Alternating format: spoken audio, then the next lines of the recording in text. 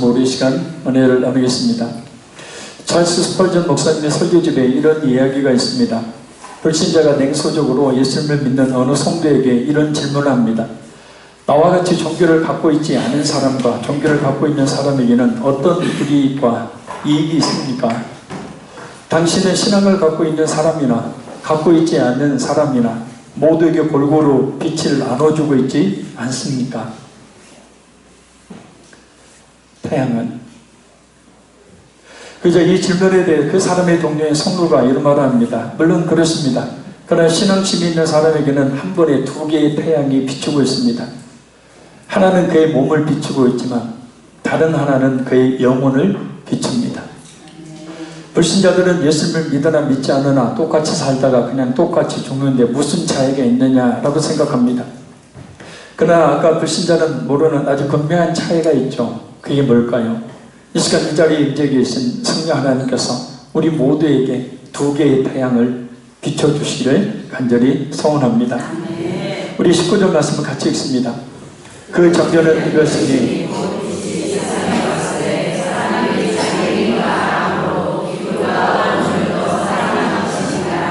아멘.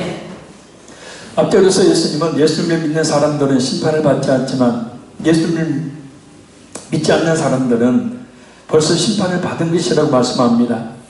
여기서 심판이라는 말은 정죄라는 뜻으로 해석되는 말입니다. 그래서 이 19절은 그 심판을 왜 받게 되는지, 그 정죄를 왜 받게 되는지에 대한 말씀입니다. 그래서 그 정죄는 이것이니 라고 말씀합니다. 이 말씀의 뜻은 하나님의 결정 또는 언도라는 뜻입니다. 곧 예수님을 믿는 사람은 그 예수님이 십자가에서 흘리신 피로 모든 죄를 사함받았기 때문에 죄가 없다는 하나님의 최종적인 판결을 받게 되지만 예수를 믿지 않는 사람들은 자신의 죄를 씻지 못했기 때문에 여전히 죄가 있어서 결국 그 죄로 말미암아 죄에 대한 대가인 사망이라는 언도를 받게 된다는 말씀입니다. 그래서 지금도 하나님의 심판은 지금 이 시간에도 이루어지고 있죠. 지금 이 시간에도 예수님을 믿는 사람들은 정죄를 받지 않는 자리로 가지만 예수를 믿지 않는 사람들은 죽어 영원한 멸망을 당하고 있기 때문입니다. 그럼 왜 사람들이 그런 정죄를 받게 되는 것일까? 예수님께서 이렇게 설명하십니다. 곧 빛이 세상에 왔을 때 사람들이 자기 행위가 악함으로 빛보다 어둠을 더 사랑한 것이니라. 아멘.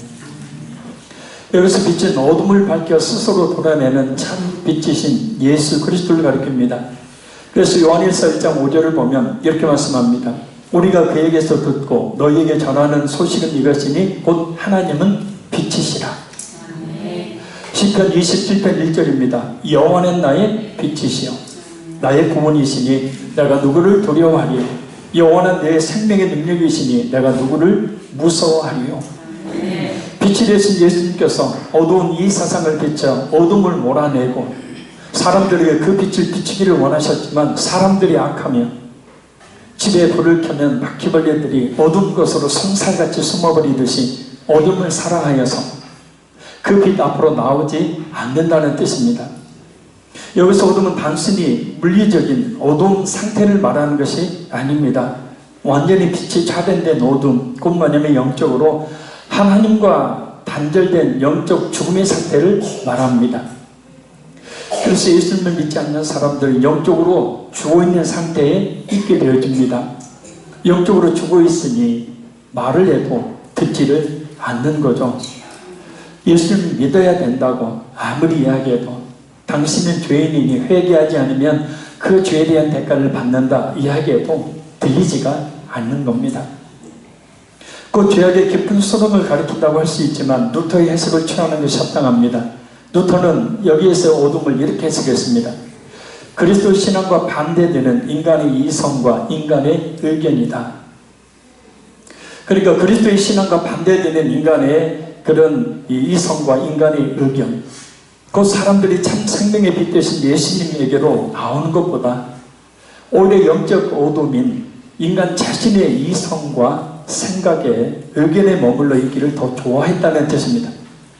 눈앞에 하나님이시며 구원자 되시는 예수님을 보고도 사람들이 있는 그대로 믿으려 하지 않았고 그 예수님이 자신의 판단에 맞지 않는다고 자신의 생각으로 이해되지 않는다고 믿지 않았다는 뜻입니다.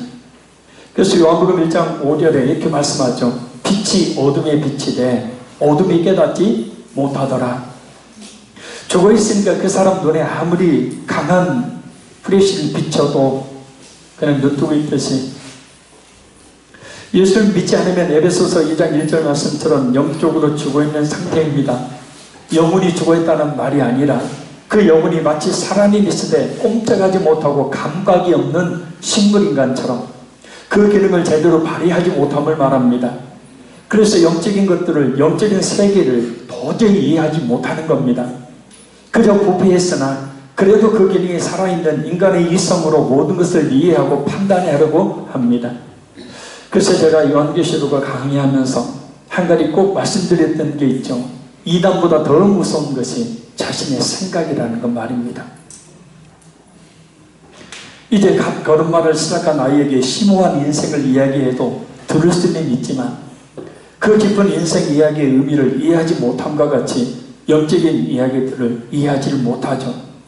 그래서 인생 이야기를 이해하지 못하는 아이가 그저 눈앞에 있는 장난감을 가지고 노는 것에만 관심을 두고 먹는 것에만 관심을 두듯이 예수님에 대한 이야기에 관심을 두지 않습니다. 당장 먹고 사는 것이, 돈을 모으는 것이, 건강하게 잘 사는 것이 중요한 문제이지 정작 진정 속히 해결해야 될 자신의 영혼의 문제에 대한 깊은 생각을 하지 못한다는 겁니다. 예수님 이 땅의 빛으로 어둠 가운데 있는 자신을 구원하러 오신 하나님이라는 사실에 별 관심이 없습니다. 딴 이야기일 뿐이에요. 관심이 있다 하더라도 심각하게 말하는 목사님이나 신실하게 믿는다고 하는 사람들의 이야기지 자신의 이야기로 받아들이지를 못합니다. 그래서 영적으로 자신의 이성과 의견만 옳다고 여기는 캄캄한 어둠 속에서 살게 될 뿐입니다. 그래서 이런 말씀들이 있습니다. 요한일서 2장 11절 말씀입니다. 그의 형제를 미워하는 자는 어둠이 있고 또 어둠에 행하며 갈 곳을 알지 못하나니 이는 그 어둠이 그의 눈을 멀게 하였습니다. 육적인 눈을 못 보겠다는 얘기가 아니라 영적인 것을 보지 못하도록 영적 눈을 어둡게 만들었다. 여기 22장 11절 말씀입니다. 어둠이 너로 하여금 보지 못하게 하고 홍수가 너를 덮느니라. 그러니까 그 어둠이라는 것이 영적인 것을 보지 못하게 만들어서 홍수가 자기를 덮어오는 것도, 그리고 멸망이 자신 향해서 달려오는 것도 보지 못하고 홍수에 덮여 멸망을 당하는 건다. 전도서 2장 14절 말씀입니다. 지혜자는 그의 눈이 그의 머릿속에 있고 오매자는 어둠 속에 다니지만, 그러니까 지혜자는 그의 눈이 그의 머릿속에 있다, 뇌 속에 있다는 얘기가 아니라 지혜자는 그 눈이 영적으로 말미암아서 어떻게 해요? 영적인 것을 볼 수 있다는 거예요. 왜요? 머릿속에 곧 이해하기 때문에, 그 복음의 의미가 무엇인지를 알기 때문에. 그러나 우매자는 어둠 속에 다녀요. 계속해서 자신의 생각과 의견에 사로잡혀서 모든 것을 판단하고 심지어 하나님조차도 그렇게 판단하고 그 속에 살아가게 된다는 겁니다. 요한복음 12장 35절 36절 말씀입니다. 예수께서 이르시되 아직 잠시 동안 빛이 너희 중에 있으니 빛이 있을 동안에 다녀 어둠에 붙잡히지 않게 하라. 어둠에 다니는 자는 그 가는 곳을 알지 못하느니라. 만약에 지금 불신자들이 자신이 결국은 멸망을 당한다는 사실을, 지옥에 던진다는 사실을 알게 된다면 아마 교회가 미어 터지겠죠. 골목 식당에 나오는 그 맛집처럼 줄을 서 있겠죠.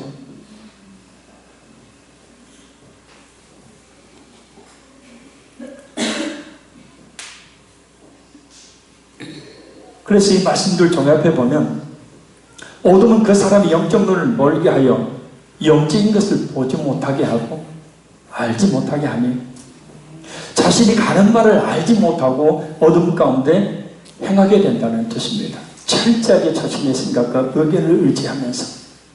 그래서 왜 사는지를 모르는 거죠. 무엇을 위해 살아야 되는지 모릅니다. 자신의 인생의 결국이 어떻게 되는지는 몰라요.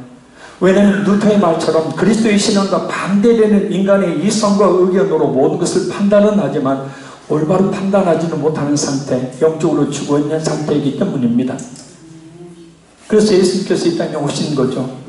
요한복음 10장 46절에 나는 빛으로 세상에 왔나니 무릇 나를 믿는 자로 어둠에 거하지 않게 하려 함이로라. 그 어둠 속에 있는 사람들을 그 어둠 속에서 건지시려고 예수님께서 이 세상에 오셨다는 겁니다. 인간의 이성으로는 도저히 받아들일 수 없는 예수님의 십자가의 구속의 사건, 그 예수님이 나를 구원하기 위해 십자가에서 자신의 목숨을 내어놓으셨다는 이 신비한 놀라운 사건, 부디 우리 인간 자신의 이성으로 판단하지 말고 자신의 의견만을 내세우지 말고 예수님의 마음에 믿게 되기를 바랍니다. 그래서 어둠에서 벗어나서 자신의 영혼에 참다운 생명의 빛이 비춰지는 역사가 있게 되기를 바랍니다. 이 시간 이 자리에 임재해 계신 우리 성령님께서 부디 우리의 영혼들을 깨워주셔서 그 빛을 받게 해주시기를 바랍니다. 빛 대신 예수님을 마음의 진실로 믿게 해주신 은혜 내려주시기를 간절히 소원합니다. 어둠 속에서 다니다 가는 것도 알지 못해서 살아가는 인생이 아니라 참빛 대신 예수님을 믿어서 우리 자신이 유일한 하나님이시며 구원자 되신 예수님을 따르는 생명의 길을 갈 수 있도록 해주시기를 바랍니다.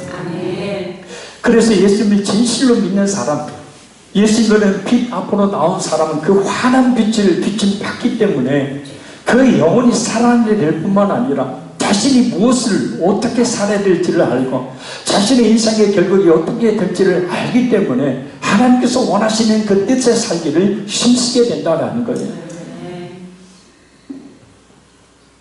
그럼 왜 사람들이 빛 대신 예수님 앞으로 나오지 못하는 걸까요? 자, 우리 20절 읽겠습니다. 악을 행하는 자마다 빛을 미워하여 빛으로 오지 아니하나니 이는 그 행위가 드러날까 하니요. 아멘. 세상에서 빛을 미워하고 오히려 빛으로 오신 예수님을 멀리하는 인간의 악한 성향은 그들의 존재가 악을 행하기 때문이라고 예수님이 말씀하십니다.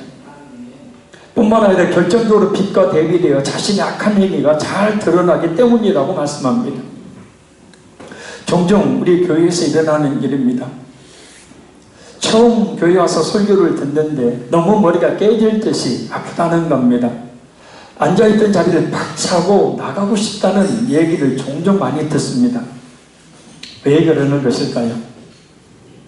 설교 듣기가 힘들다는 이유를 대지만 영적으로는 그 속에 있던 어둠이 발각되어 견디지 못하게 되기 때문입니다.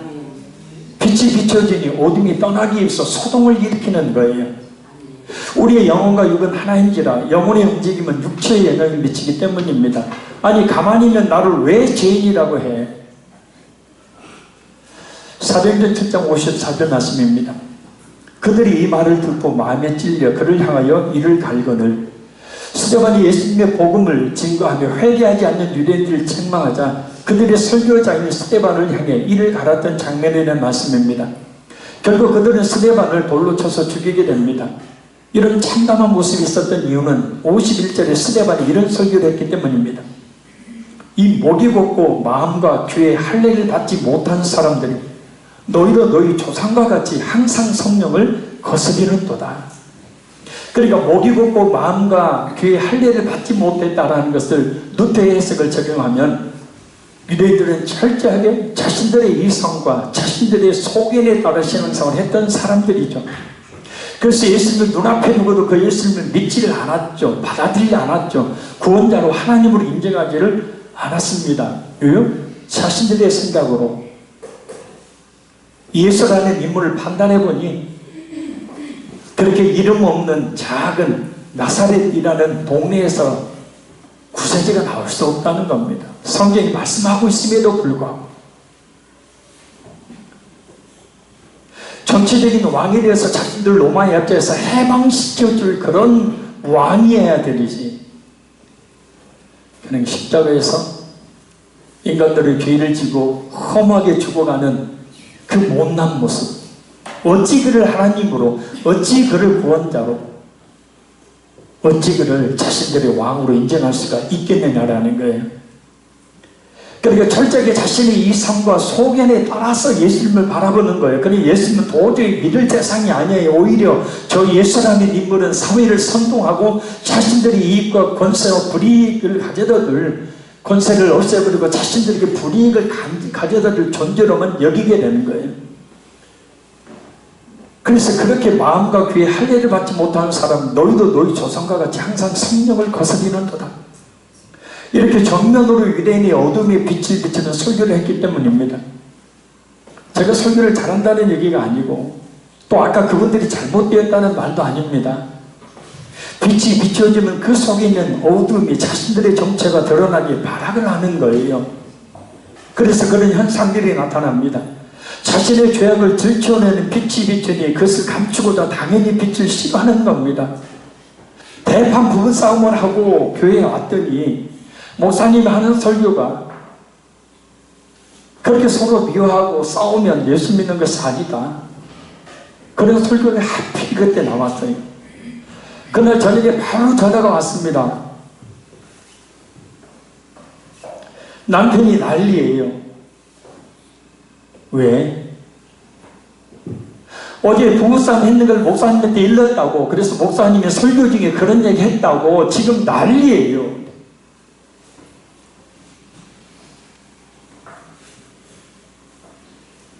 거짓말하고 예배 참석했는데 거짓의 아비인 마귀니 거짓은 곧 마귀의 종로로 타는 것이다.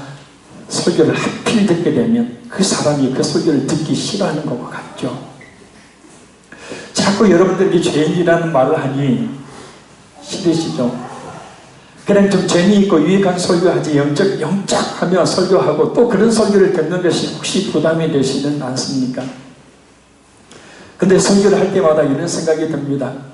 저도 그런 부담감이 있는 설교가 아닌 좀 재미있는 설교를 하고 싶은데 자꾸 설교자는 수술대에 서 있는 의사 같다는 생각 말입니다. 설교자들에게는 똑같은 의사를 주신 게 아니라 독특한 그런 강조점을 가지고 말씀을 전할 수 있는 의사들이 다 달라요. 근데 저에게는 수술대에 서 있는 의사 같다는 생각. 의사가 보는 것은 환부입니다. 환자의 외모가 아니에요. 환자에게 즐거움을 주는 것이 아닙니다. 어떻게 하면 악성 종양을 제거하고 환자를 살리게 하는 거죠. 왜냐하면 그것이 진정 환자에게 있어야 될 것이고 그래야 진정한 행복을 얻을 수 있기 때문입니다. 어떻게 하면 교회라는 영적인 병원에 찾아온 교회들의 영혼에 깊이 뿌리를 받고 있는 악성 종양과 같은 결국 멸망으로 이끌 죄악의 덩어리를 예수님의 십자가로 만들어진 말씀이라는 그 메스로 수술하여 살리는 것이 하나님께서 설교자를 세우신 궁극적인 목적입니다. 수술이 잘 되면 그때 웃어도 됩니다. 그때 재미있게 살아도 됩니다. 아니 그때 어떤 행복한 삶을 살 수 있습니다. 그러나 악성 종양이 제거되지 않아 죽어가는 환자를 보고 그냥 가볍게 환부 한번 만져주고 적당히 약 한번 처방하고 발라주고 좀 지나면 괜찮을 거예요. 이제 건강할 거예요 라고 말할 수는 없는 것 아니겠습니까? 마태복음 9장 12절에 예수님 말씀입니다. 예수께서 이르시되 건강한 자에게는 의사가 쓸데없고 병든 자에게라야 쓸데있느니라. 죄는 감추면 감출수록 자신을 영적으로 뿐만 아니라 육적으로 죽이지만 그래서 멸망으로 끌고 가지만 하나님 앞에 드러내놓고 회개하면 하나님의 긍휼하심의 은혜로 용서를 얻고 죄에서의 자유함을 얻게 된다. 죄가 가져다 주는 치명적인 영원한 멸망이라는 사망 선고를 당하지 않게 된다. 요한일서 1장 7절 그런 말씀입니다. 그가 빛 가운데 계신 것 같이 우리도 빛 가운데 행하면 우리가 서로 사귐이 있고 그 아들 예수의 피가 우리를 모든 죄에서 깨끗하게 하실 것이요 만일 우리가 죄가 없다고 말하면 스스로 속이고 또한 진리가 우리 속에 있지 아니할 것이요 만일 우리가 우리의 죄를 자백하면 그는 미쁘고 우러우사 우리의 죄를 사하시며 우리를 모든 불의에서 깨끗하게 하실 것이요. 그래서 자신의 죄악이 드러날까 두려워하는 사람들은 예수님 앞으로 나오지 않지만 나왔다고도 뿌리치고 달아나버리지만 그 모든 죄의 심각성을 알고 그 모든 악성 종양과 같은 죄악을 제거받기를 원하는 사람은 예수님 앞으로 나옵니다. 그래서 뭐라고 말씀합니까? 우리 마지막 21절 읽겠습니다. 진리를 쫓는 자는 빛으로 오나니 그는 그 행위가 하나님 안에서 행한 것임을 나타내려 함이라 하십니다. 아멘. 그래서 은혜의 시작은, 기독교의 시작은 자신이 죄인임을 깨닫는 그때부터라고 했어요. 맞는 말이죠. 자신이 죄인임을 자각하지 못하는 기독교 믿음 신앙이라는 것은 사실 가짜입니다. 진정한 신앙이 아니죠. 왜냐하면 진정으로 자신이 죄인임을 자각할 때에만이 예수님을 필요로 하고 예수님 앞으로 나갈 수가 있기 때문이에요. 그 예수님을 믿을 수 있기 때문입니다. 그냥 종교생활로 예수님이 내 모든 죄를 사했다더라, 아멘 하면 된다더라, 그걸 믿으면 된다더라 라는 생각으로 그치는 것이 아니라 그 예수님 앞에 자신의 죄가 어떤 것인지를 철저하게 깨달았을 때에 비로소 예수님의 그 구원의 은혜가, 죄사함의 은혜가 우리에게 임하게 된다. 그래서 진리를 행하는 사람, 곧 예수님을 믿는 사람은 빛을 사랑하며 빛으로 오고, 역으로 빛은 그들의 행하는 것에 가치를 부여한다라는 말씀이 21절 말씀입니다. 이와 더불어 사람이 빛 대신 하나님에게로 나오는 것은 자기 존재의 근원인 창조주의 주체에게로 돌아가는 것을 가리킵니다. 곧 진짜 나그네와 같은 삶을 사는 것이 아닌 하나님의 품인 자기 집을 찾아오는 것이라는 말씀입니다. 그래서 자신의 죄를 회개한 어느 성도가 이제야 자신이 돌아와야 될 집을 찾아 돌아오면서 이런 찬송을 273장을 불렀죠. 나 주를 멀리 떠났다 이제 옵니다. 나 죄의 길에 시달려 주여 옵니다. 나 이제 왔으니 내 집을 찾아 주여 나를 받으사 맞아 주소서. 그 귀한 세월 보내고 이제 옵니다. 나 뉘우치는 눈물로 주여 옵니다. 나 이제 왔으니 내 집을 찾아 주여 나를 받으사 맞아 주소. 찬송가 273장. 나 죄에 매여 고달파 이제 옵니다. 주 크신 사랑 받고자 주여 옵니다.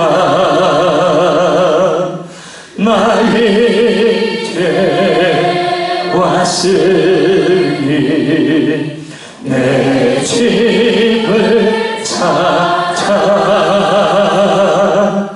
주여 나를 받으사 맞아 주소서. 이 병든 마음을 고치려 이제 옵니다. 금일과 소망 바라고 주여 옵니다. 나 이제 왔으니 내 집을 찾아 주여 나를 받으사 맞아 주소서. 나팔할 것이 무언가 우리 주 예수 날 위해 주님 당하신 믿고 공개한 나의 죄 왔으니 내 집을 찾아 주여 나를 받으사 맞아 주소서.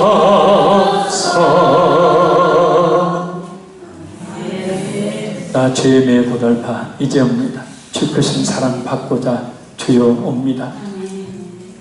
그러니까 죄인임을 자각할 때 주님 앞에 나오는 겁니다.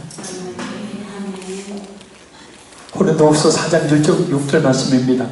어두운 데에 빛이 비치라 말씀하셨던 그 하나님께서 예수 그리스도의 얼굴이 있는 하나님의 영광을 아는 빛을 우리 마음에 비추셨느니라. 이 시간 우리 성령님께서 역사해 주셔서 예수님을 통해 하나님의 그 영광을 아는 빛을 우리 마음에 비춰 주시길 바랍니다. 왜냐하면 그 빛이 비추어지면 그 빛으로 말미암아 놀라운 것들을 보게 될 것이기 때문입니다. 사도행전 26장 18절을 보면 예수님께서 바울 사도에게 이렇게 말씀합니다. 그 눈을 뜨게 하여 어둠에서 빛으로 사탄의 권세에서 하나님께로 돌아가게 하고 죄의 삶과 나를 믿어 거룩하게 된 무리 가운데서 기업을 얻게 하리라 하더이다. 그러니까 예수님 앞으로 나오면 영적 눈을 뜨게 된다. 어둠에서 빛으로 나오게 된다. 사탄의 권세에서 하나님께로 돌아가게 된다. 죄사함을 얻게 된다. 그 천국을 기업으로 얻게 된다. 이 모든 것을 볼 수 있는 영적 눈이 바로 예수님의 빛을 비침 받은 성도에게 있게 된다는 거예요. 그리고 누가복음 1장 79절 말씀처럼 평강을 얻게 되고요. 요한복음 12장 36절 말씀처럼 빛의 아들 곧 하나님의 자녀가 되고 밝은 빛이 주는 은혜와 참된 축복을 누리며 살게 됩니다. 특별히 예수님을 확실히 믿는 믿음을 가지신 성도는 빛의 사명을 감당해야죠. 예수님을 믿는 성도는 하나님께서 이 세상에 하나님의 영광을 드러내는 빛으로 두셨기 때문에 마태복음 5장 14절입니다. 너희는 세상의 빛이다. 데살로니가서 5장 5절입니다. 너희는 다 빛의 아들이요 낮의 아들이다. 마태복음 5장 16절 이같이 너희 빛이 사람 앞에 비치게 하여 그들로 너희 착한 행실을 보고 하늘에 계신 너희 하늘 아버지께 영광을 돌리게 하라. 그럼 어떻게 하는 것이 빛을 비추는 것인가? 에베소서 5장 8절 9절 말씀입니다. 너희가 전에는 어둠이더니 이제는 주 안에서 빛이라 빛의 자녀들처럼 행하라. 빛의 열매는 모든 착함과 의로움과 진실함에 있느니라. 착함은 마음이 곱고 선한 것을 말하죠. 그러니까 진짜 예수님을 믿어서 그 빛을 받은 사람 마음이 선해지죠.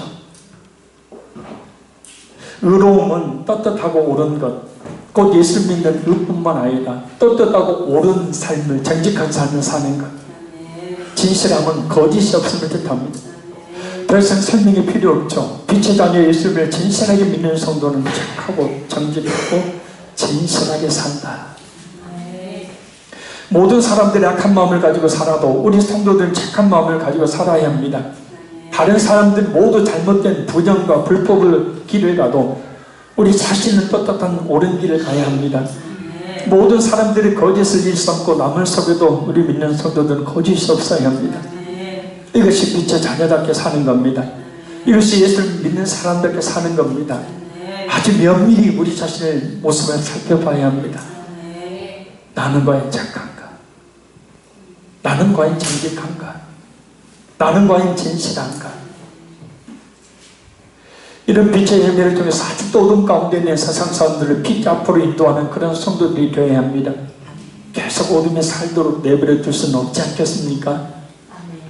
그렇게 영적으로 칠흑 같은 어둠 속에 죽어있는 채 내버려둘 수는 없지 않겠습니까? 예수님에 대한 신앙에 대한 믿음에 대한 교회에 대한 그 알량한 그런 잘못된 생각과 그런 관념에 자신의 의견에 사로잡혀 그 어둠 속에 있도록 내버려둘 수는 없는 것 아니겠습니까?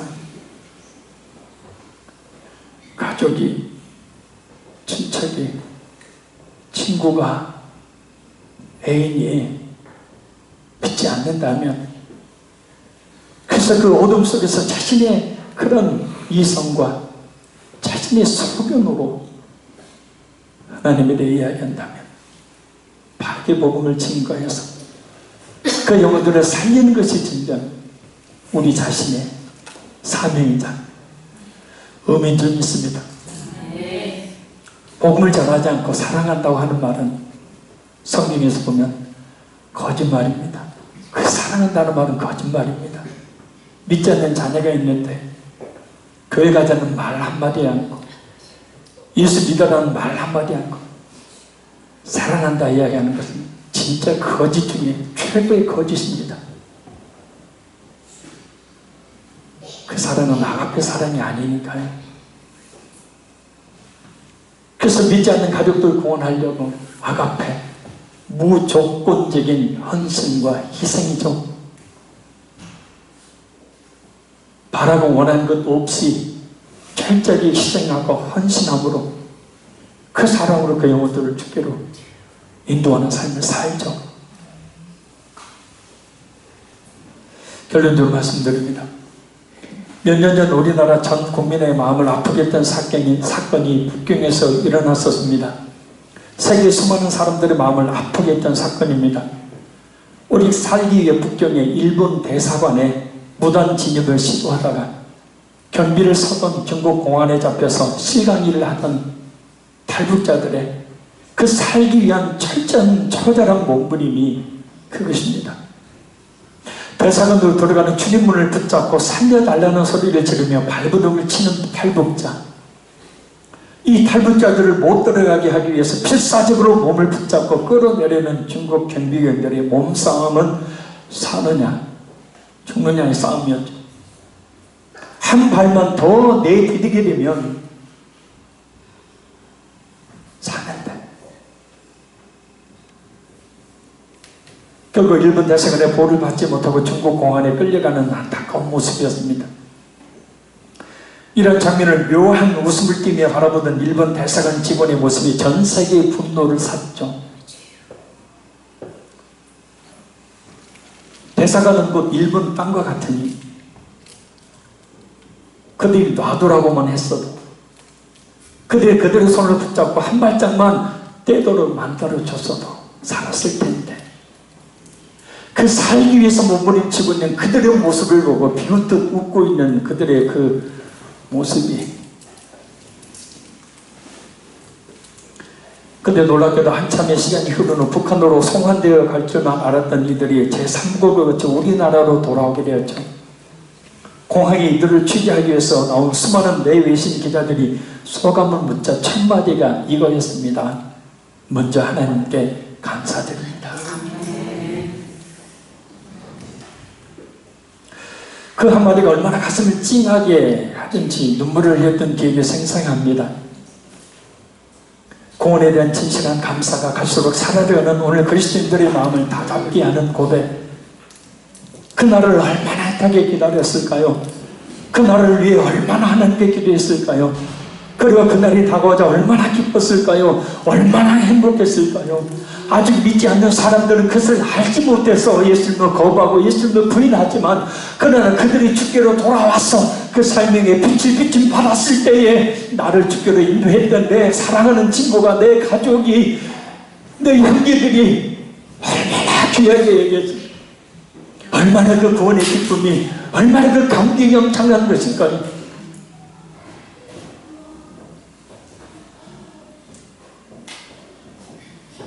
누가복음 15장에 돌아온 탕자는 어둠이 있다 빛으로 나와 행복해졌죠.